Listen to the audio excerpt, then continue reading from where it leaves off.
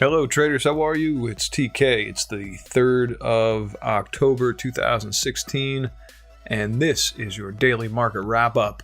First wanted to say welcome back from a great weekend. Hope yours was terrific. Mine was pretty great. And let's get into our headlines. First up is copper. Today, selling off into its developing volume weighted average price. Crude, a nice bump up on the day past the 48.30 mark. Gold faded lower past its lower value area boundary. And the ES, scalper's paradise. So why don't we get into it, folks? We're right now looking at the daily chart for crude. The hard right edge here is the beginning of the Globex Open. Today's action was this strong bar down. We're going to get in here to our hourly chart. You can see we have the two developing volume profiles that we've been looking at for some time now. You see both of the volume points of control are aligned down here at 2.1150. Price traded down into that volume weighted average price in the overnight, but then it caught a bid right around the 730 mark and into the close. So bought strongly off of the volume weighted average price, which tells you there are some buyers down there who don't like it. And this was the action here today. You can see in the overnight we traded into the upper value area boundary and then back down into the volume weighted average price before we were bid into the close. So an interesting day in the copper market. We had been talking about potentially a move down. We thought maybe we'd get one a bit lower. We called 2.16, 2.155 would have been more of a complete move. But the bid that copper caught off of the volume weighted average price kind of region here, you can see this bit of volume that has been created just north of our volume point of control. Shows you how strongly we were bid into the close on the day. Moving over to crude. Crude's a bit of an interesting story. We caught a great bid in crude oil almost all day long. In the overnight, we sold off lower and then traded right into the volume point of control for this larger kind of move up. Actually, excuse me, let me say this is a new volume profile that I just put up on the chart here. This is since the OPEC ministers' agreement to agree. We're going to call it that from now on, the agreement to agree, until we see something a little bit more substantial. So you can see just volume building on Friday. Globex opened Sunday night. We traded north of it and then fell back down before we were lifted off of the volume point of control back up to the upper value area boundary into the close. So nice day on oil. Good opportunities in both directions. We're going to zoom out here to the 60-minute chart just so you guys can continue to maintain the perspective here. Our volume profile, the first one you can see here on the left, drawn back in at the beginning of August, and here you have the beginning on September 28th, after our agreement to agree. There are two downward sloping resistance lines. One is our first represents our primary channel boundary, and the more steep incline here, or decline, is our secondary boundary that formed up at the beginning of September. So don't be surprised if we continue to trade around here around $48. I had a great comment from one of our subscribers on our weekly review saying that don't be surprised if oil chops between 52 and 48. I think that's a fair assessment considering where trading is at and what the OPEC oil ministers have been known for, which is a whole lot of kind of inaction. But you can see where that assessment is coming from. There's a nice swing high up here back from June.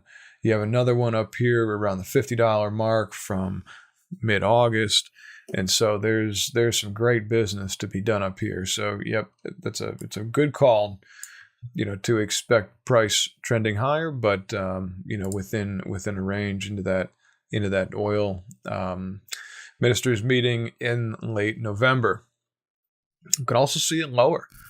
We could also see oil trading back into this developing volume weighted average price, which currently sits at 47. This week's inventory report might be interesting. There have been stories out today that several countries within OPEC, Iraq, Iran, I believe, and several others are actually increasing production into the meeting, knowing that they might get judged down at that point. So, looks like it's every man for themselves for the next 2 months in crude. Moving over to gold. Gold on the day traded lower and below our lower value area boundary. So here's the overnight. You can see up top of the screen 10-2. That's the Globex open on Sunday. And we checked the lower value area boundary in gold at 1321 and change, and then sold off. The blue line here is the bottom portion of the pennant that I drew in over the weekend, I believe maybe even Friday afternoon, just to kind of show you guys what visually I'm seeing.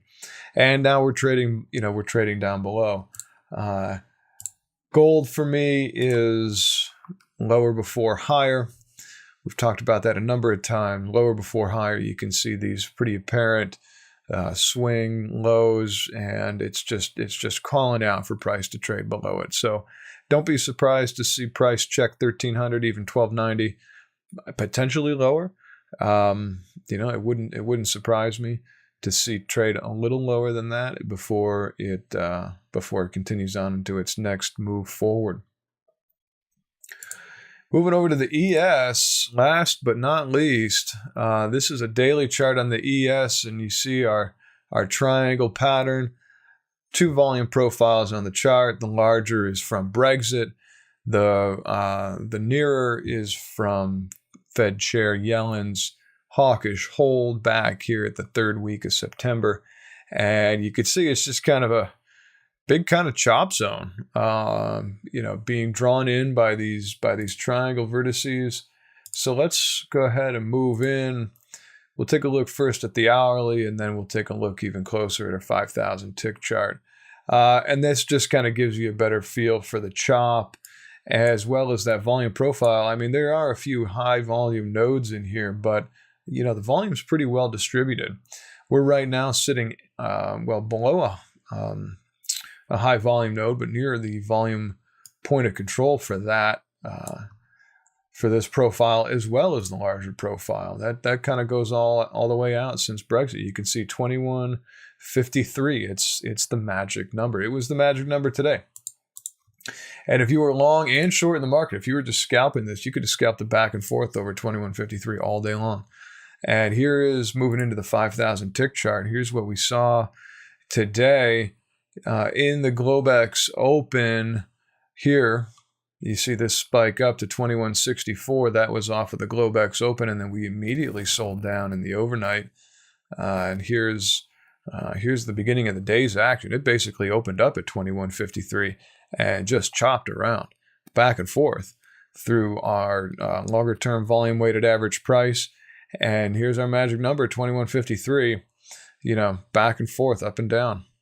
So why was this? Well, Deutsche Bank, big news from last week, bought on rumors, huge bid in the market on Friday on rumor, confirmed rumor. And what we end up seeing, now that what today was a German bank holiday. So Deutsche Bank in Germany did not trade. The ADRs on the New York Stock Exchange, I do believe, traded maybe a quarter a point lower, a couple points lower possibly. And so we'll see. It'll be interesting to see how this market reacts around midnight tonight once the FDAX opens up. That's our market action today, guys. It's Monday. And so I'm going to roll in here the economic calendar just so we can kind of have a look look-see. Here it is, October the 3rd. If you guys aren't familiar with this, is Econo Day and their global events calendar. So it being the first week of the month, you know that we have our job reports coming out. That happens on Friday, the official one. We also have the ADP employment report on Wednesday, Challenger job cut on Thursday, and as well as jobless claims. In addition, Wednesday is a big day for oil. You can see down here at 10:30 a.m. petroleum status report. Just a bit of note on that one, guys. Crude has been coming in under expectations from an inventory count. Gasoline's the bigger price. Gasoline, there's been quite a large increase and unexpected increase for the past 2 weeks in a row.